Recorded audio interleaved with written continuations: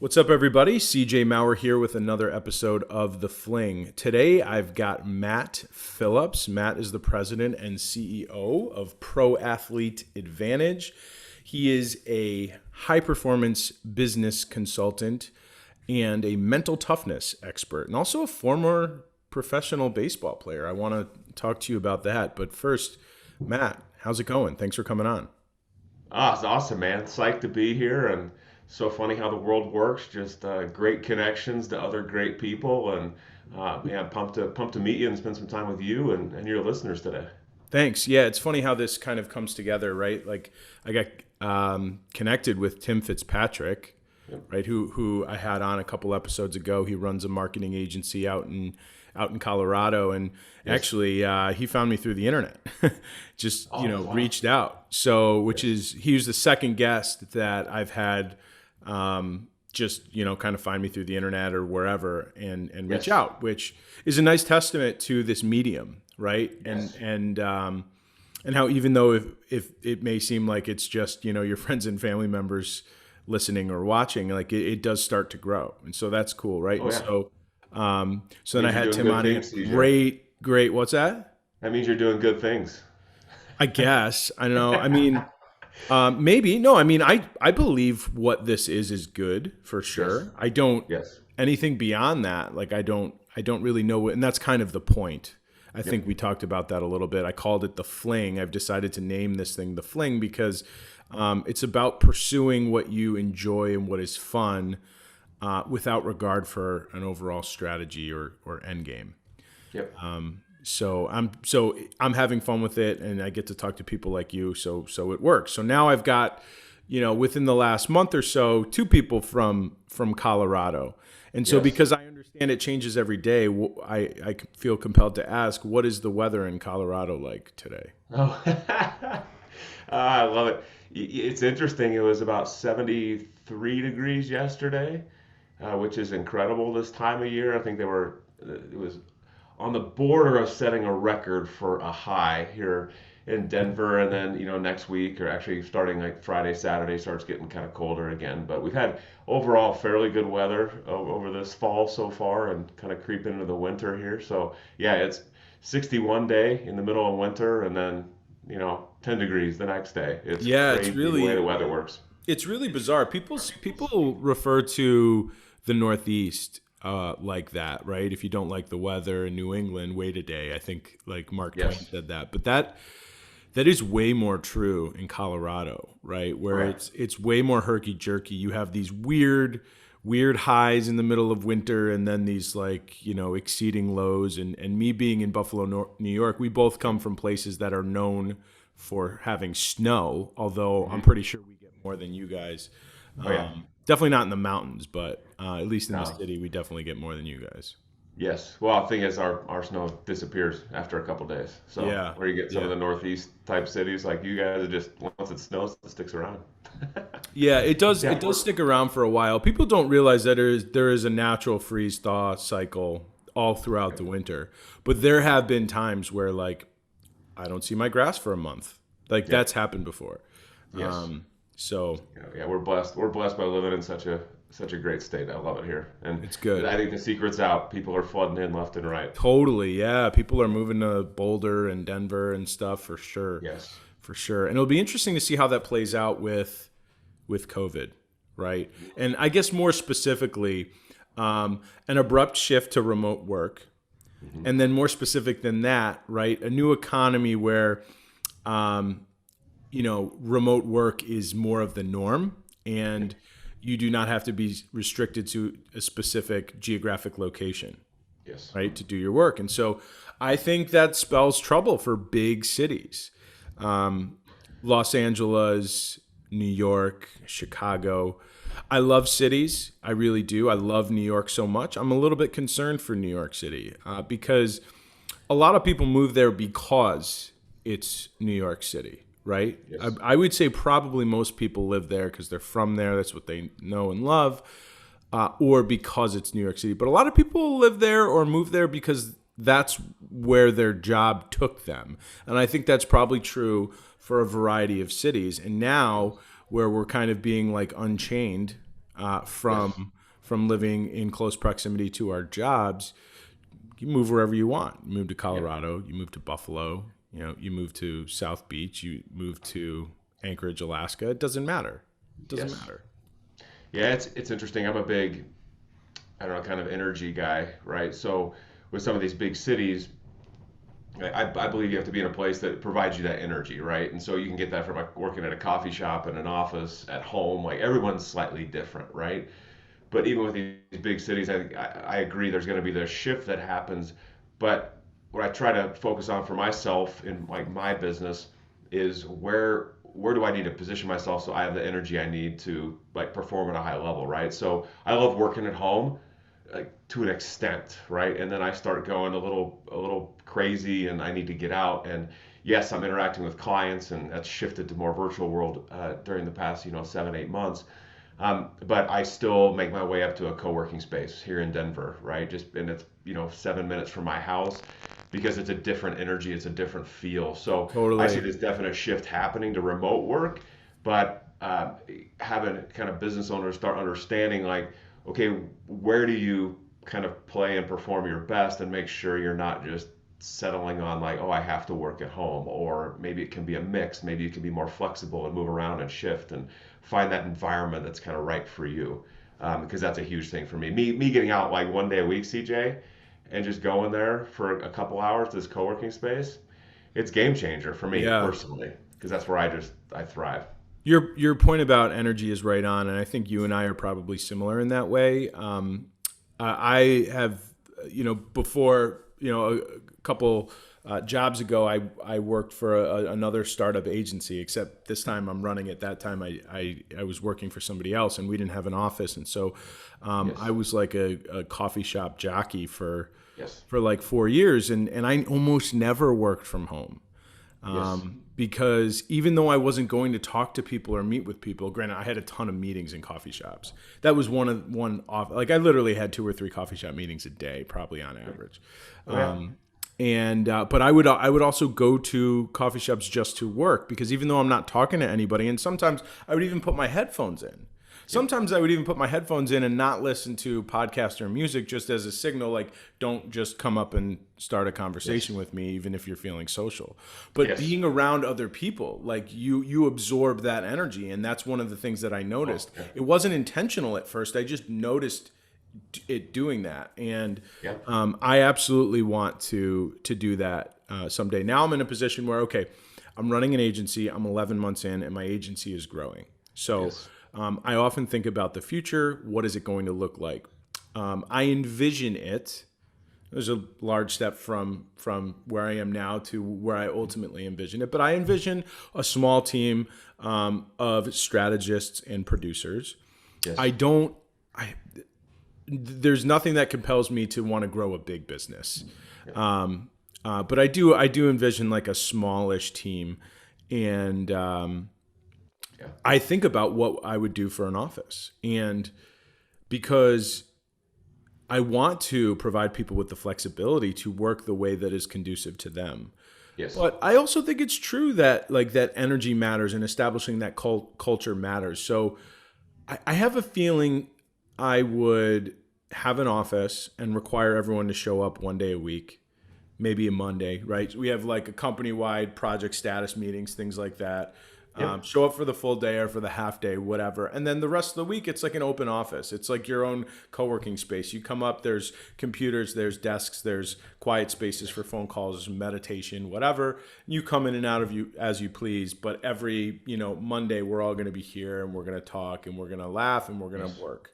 Yes. So, And it's so interesting because I play in that leadership development business coaching space, right? And it's you just bringing up a point that just kind of hits me where it's like it's like know thy customer, right? It's know thy employee, like know like how to push them, how to motivate them, how they want to work.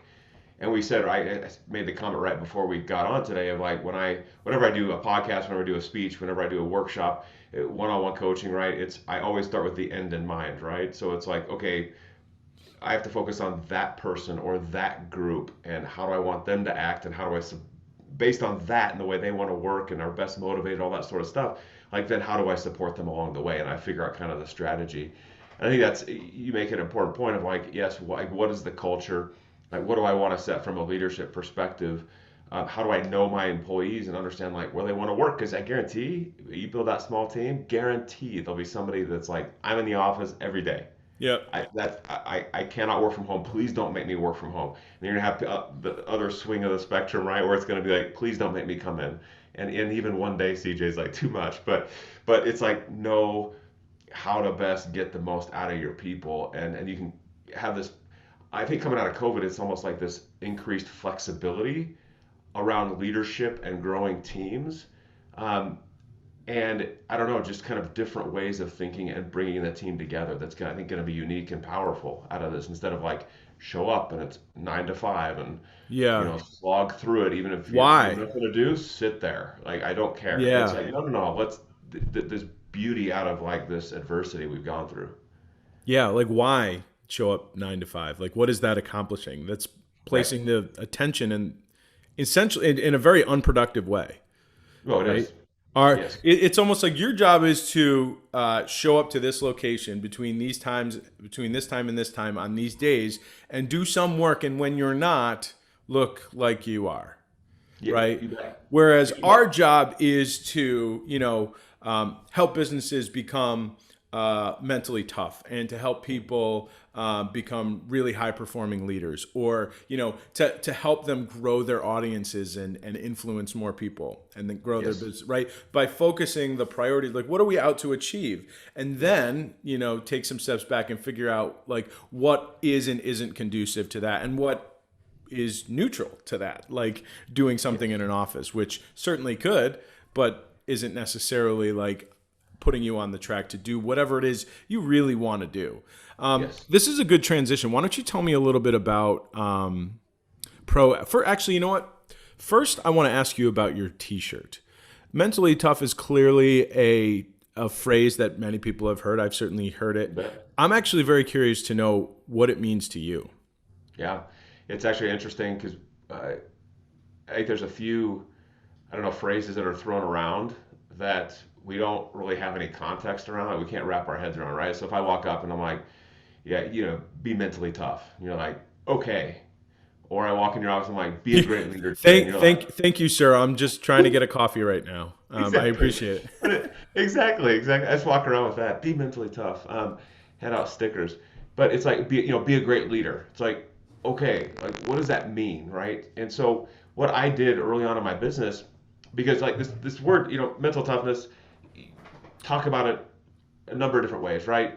Mentally tough is often very associated with athletics and military and like hard and like tough and but think of it differently of like just having a strong mindset, right? Or being resilient amidst adversity. You can rephrase this many different ways.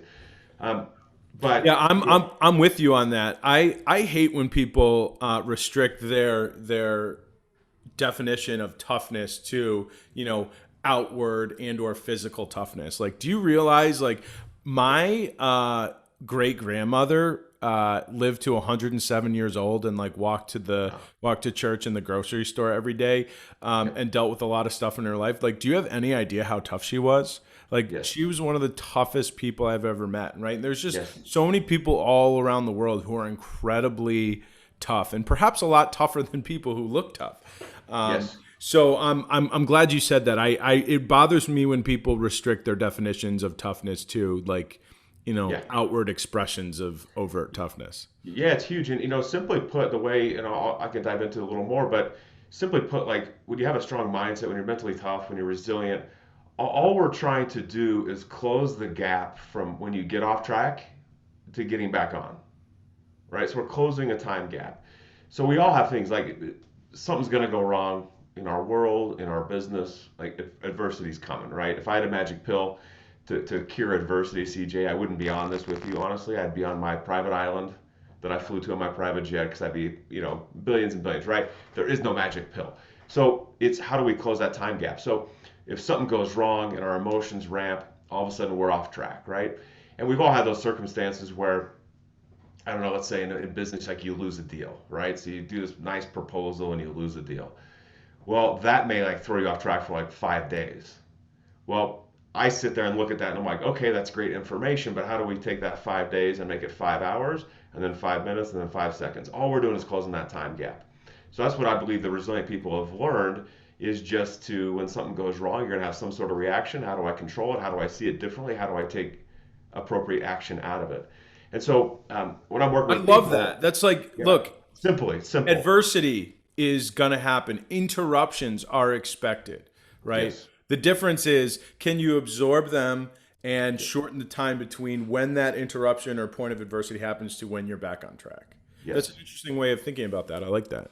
Yeah, it's just I try to simplify things. I'm a simple guy, CJ. You'll learn over time. I'm fairly simple. So it's like, what's the I don't know, what's the one small simple thing I can do to make whatever adjustment I need to. So my beyond that, the way I kind of talk about it is there's kind of five elements of kind of behaviors and actions we're really trying to drive, right? So the first is confidence, right? So mentally tough or people with strong mindsets, they've got this confidence, this self belief within them. They've got a tremendous amount of focus, right? So I think, I grew up in the corporate world for like 15 plus years, massive companies, audit, accounting, operations, and switching to a business owner, my focus had to shift. And I had to get away from, just like we were talking about, this corporate mentality of what I need to focus on, which was hours I was putting in and being at the office and have this physical presence to what am I working on and why am I working on it? Like, what is it really driving my business forward? And if I've crushed the day and that day is 4 hours, then there's not this guilt of like, oh, but I got to be in the office till 5 today. It's like, what's my focus? Like, what's really driving my business? The next element is what I call control. So it's emotional control, right? So emotions throw us off so much if we're not careful. So how do I prepare for those emotional things as best I can? Again, to get back on track as quickly as possible. Energy is the force component. So my wife she's actually over here in Nice. another Hi. room. That's why I'm pointing. But she's a nutrition coach, right? So we kind of take this holistic approach of if I'm going to be the best business owner possible, the best leader possible, it's like, what am I eating? What am I drinking? Am I sleeping? Am I taking care of myself, right? So I can have a high amount of energy throughout the day. And then finally, I've got this sign behind me that says action equals results, right? And my last element's like mentally tough people have this, they take consistent action, right? It's intentional and it's consistent and it's the small things that are done over and over and over again. It's not the big things, it's the small things done consistently are going to get you where you want to go. So it's really kind of taking these tools and everything I've built over the years and saying like, no, here's the tools you can utilize to start closing that time gap faster and faster and faster. I love it. Something that I've grown to learn, or at least I think is true. I'm curious your take on it. Yeah. My belief is that feelings follow actions, right? So a lot of times we all do this. I still do this all the time. We'll wait until we're in the mood for it, or we feel energized or inspired or hopeful or optimistic to go do the thing. But then sometimes you're literally just waiting forever. And that the way to feel accomplished and energized is to start taking steps in that right direction. And then it kind of snowballs and you start to, right, you feel more like the person that you are based on how you Yes. behave, right? Yes. It's also another adage is like, when the pressure's on, start. And then the Yes. pressure's off, right? Like because in our heads we build up like the task or Oh whatever yeah. it is so much in our minds, right? Yes. And actually, like the pain associated with doing it and thinking about it is usually greater than like the pain or adversity of actually Oh doing yes. it. Yes, and it's funny, CJ. Like I saw this uh, this client of mine had sent a message one day, and she was just feeling like overwhelmed, and we all do this as business owners, right? So, I, on a side note, like I hate SMART goals, and I kind of joke when I say that, like setting goals is important, right? But we spend like so much energy like building all these crazy cool goals and models and blah blah blah that we've got no energy to actually take action, right, and execute on Yeah. it. So even with I've got this momentum journal that I built, and it's almost like this counterintuitive. It's like kind of set some goal. I don't care what it is. Set a goal. don't spend much time on it. Let's focus on our energy on the action, right? So how do we take that action to your point? But anyway, so I got this message and she was just like, I'm overwhelmed. There's so much to do. Like my motivation has just tanked. Like it's almost like I don't even know where to start. And I think as business owners, as a business owner, I've been there, right? These being so overwhelmed with everything there is to do. And my comment back to her was, okay, let's do this. Pick one thing that you can do right now, just one thing, and spend the next 30 minutes on it. That's it. And then figure it out from there. Just one thing for 30 minutes and go. And I got this message like 2 hours later. She's like, you cannot believe how much I've achieved in the past like 2 hours. It's incredible. But that one action, to your point, right? That one action, just taking that step, it creates this momentum. That's why I call I call it the momentum journal, right? It's this one little snowball thing. Like it's amazing the impact it can have, I right? love it. I love it. So That's cool. So you have that like branded to your company, Pro Athlete Advantage. Do you give those yeah, out to your clients? I do. Yes. That's super cool.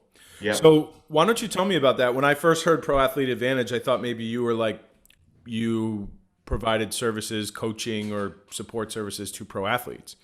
Yep. But the way you described it, it's more of like taking the mindset of a pro athlete and applying that to business and other aspects of your life. Why don't you tell me about what you Exactly. do as a company? Yeah, so where the name comes from. I played Division One college baseball, and then I played professionally overseas for a little bit. Cool. Um, Where? in Austria, I played in their Bundesliga, their first league, for a little bit. Do you Um, know Austrian? I no, so They speak so German? they so yeah, it's High German is the Yeah. dialect, Yeah. and so I know a little bit. It's not that great to be completely honest. Okay. So I'll don't test spare I'll me. spare you the audition. Good, please. Yeah, you'll get. Oh, you speak German, and then I'll be like, yes, a little bit, and then that'll end our conversation. But so that's really where the name comes from. And What about college? Where'd you play in college? I played at Creighton University in Yeah, Omaha, Blue Nebraska. Jays. Yep, yep. So everybody knows Cool. them for basketball, of Yeah. course. But yeah, we had a pretty good run during my tenure there, and had a blast. What But position do really, you play? so short and second growing up in high school, third base in college, and then shortstop overseas. So I'm a Cool. middle infielder is my more natural. Cool. Is where I I feel played most all the way up comfortable. until high school. Okay. And there were times where I played like I was clearly never even close to as good as you, but I played like 3 seasons or spring and then the travel team in the summer and then fall ball. Yes. And I was a third baseman, so I love that Ah. position. Yeah. Yeah, I was literally never comfortable there. I think it's interesting for me to reflect back because when I went to college, I mean, I was a walk on, and I'm just trying to make an impact and make the team, and continue to play. And they made this natural shift from like shortstop over to third base, and I was just never comfortable there. I was never comfortable because you take away No. that Yeah. half second or even quarter second of extra reaction time. And it was a difficult transition. So when I went back overseas, I got to go back to shortstop. It was just like comfort level. Uh, it was so much better. I was so much more appreciative of playing shortstop versus third base. So I learned a lot by playing that. Yeah. But it was so good to go Shortstop back. translates a lot more to second base and vice versa Yeah, than to third. Third is kind of like in its own category. it is. It truly is. It's a whole different mindset. A whole different mindset. So yeah, played collegiately, played overseas for a bit, and so really that's kind of where the name comes from, Pro Athlete Advantage. And I'm fortunate in my business, I do work with pro athletes. That's about, gosh, only 10 to 15% of my business. So the overwhelming majority is working with business owners, working with the way I describe them, entrepreneurial-minded leaders in companies, right, as well. So, but really, when you look at like high school versus collegiate versus professional levels, it is a different mindset. It's a different work ethic. It's a different focus. It's a different emotional control, right? So you start all the elements I talk about. It's like, how do I show up at that professional level? Because Hmm. they act, think, walk, talk differently than Totally. everyone else at the different levels. I'm glad you say that because a lot of people think about professional athletes and they think like they're rich and pools and private jets and parties and all that stuff. And well, I'm sure, people, anybody with lots of money and resources in this world will indulge themselves. But the reality is, what it takes to get there and sustain it is an incredible commitment and incredible discipline from training and taking care of their body and physical therapy and cold tubs and stretching and researching and studying, like whatever the craft is. Yes. I've just grown to appreciate that more and Yeah. more. Oh So yeah, and it was interesting. I was talking with this sports agent yesterday actually, and just got introduced to this guy, and he's got some pretty big names.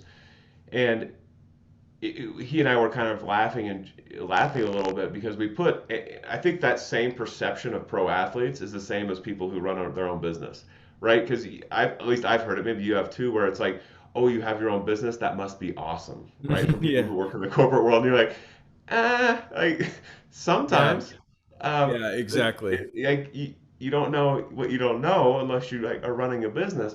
So it's like people think they haven't made or they have no struggles. And so I was laughing with the sports agent because we're like, these pro athletes, just like business owners, just like everybody else in the world, they have the same struggles as everybody else, right? They have lack of confidence. They sometimes lose focus. Their emotions get the best of them, and it's on television, right? There's all these things they're struggling with, relationships, and yeah, they maybe have more money. Not every major leaguer makes bank where they never have to work again. Like Yeah. the Bryce Harpers of the world, sure. Yeah, LeBron James, absolutely. That's not everybody. So it's like you have all these men and women at the highest level trying to like scrape and figure out, how do I stay here? How do I make an impact? How do I win the championship? And so it's just shifting perspective on it. Like, yeah, they're going through the same thing we are, right? And how do we? So that's why I love working with the pro athletes too, because it's like I get to help them get out of their own way and do some cool things. So yeah, so that's kind of where I don't know where the name comes from. So I get to play in the sports world a little bit, get to play in the business world, which I Yeah. I absolutely love. But it's man, we're here and we want to go here. Like, how do we bridge the gap? And this T-shirt and everything we're talking about is the differentiator is what's going on in between your ears, right? How does somebody know if they should work with you? Uh, Really, it's if you've got big goals and you know that you want to kind of accelerate that growth, and you've got to build the team out, and you've got some obstacles you want to remove. I'm the guy for that, right? I come alongside you, and I don't know, we just kind of get refocused and re-energized, and just start cranking on the important things and challenging like how you're doing it, why you're doing it, so we can kind of have I don't want to call it repeatable processes, but kind of remove those roadblocks that are constantly getting in your way over and over and over again. It's funny how it's funny how we all assume, well, of course, every athlete needs a coach, right? All the way down to solo athletes, right? Like Michael Mm-hmm. Phelps or, Yes. Olympians who participate in individual sports have a Yes. coach, hire a coach on their own, like in perpetuity. But that has not proliferated as much in the business world, although it seems like it's growing. It seems like more It people is. are seeking out that support system because they point out blind spots, they hold you accountable, they help you work through emotions, and ultimately you get more productive. So it's not like it's not like this idea that I have a coach because I'm inadequate by myself. It's I have a coach because my ambitions are too big for one person to contain, and I want to be the most high performing person possible, right? Yes. And I think That, that that's the shift. I, And I think you're right, CJ. Like, and even at the pro athlete level, this is true in business. Of people, there's still this association with having call it a mindset coach, mental toughness coach, high performance coach, like even a business coach. In the business world, it's like it's seen as a weakness, right? It's seen as like something's wrong with me. Because especially when you look at the corporate world, if a lot of business owners that you work with, if they've come from it, have had anything to do with the corporate world, when something goes wrong, then you're assigned a coach, right? right. So And it's think it's about that, like backwards. Same thing, like, oh, you're on a performance review plan. Like, all right, now we're gonna put you, and you think of it as like disciplinary or Yes, stemming from lacking something. Where if it's literally the opposite. It's like it's complete I want to go eat this opposite. elephant. So I want help. Yes, and that's that same mindset happens in like the pro athlete world too, and the business owner world. So it's shifting to your point. Like we have, if we're ever going to hire a coach, and I have coaches, right? I'm a coach and I have coaches. Um, but if it starts with understanding that like you have to be a little bit vulnerable, right? And we don't all have it figured out. I don't have it all figured out, but I have to be willing to kind of bring up those things that make me a little uncomfortable and vulnerable and be like, okay, here they are. I'm going to bring them into the light finally, Yeah. right? So I can do something about them. Because I know I want to get to this level. I want to be that pro level. Like I want to go to the All-Star game, right? That's where I want to go. And that could be financial or relationships or fitness or like whatever it is. But it's like, how do I surround myself with that person to help me